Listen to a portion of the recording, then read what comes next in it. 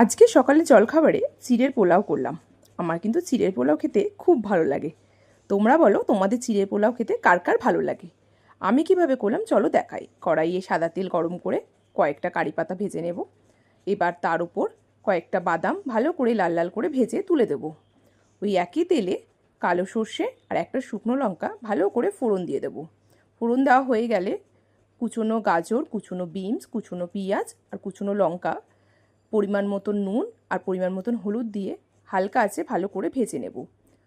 সাইডে ভাজতে দিয়ে একটা বলে চিড়েটাকে ভালো করে ধুয়ে নেব।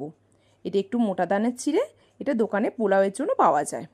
ওইদিকে মোটামুটি ভাজা হয়ে গিয়ে তার উপর চিড়েটাকে ভালো করে দিয়ে আগে থেকে ভেজে রাখা কারি পাতা আর বাদামটাকে দিয়ে হালকা আছে 2-4 মিনিট নাড়ালে তৈরি আজকে চিড়ে পোলাও।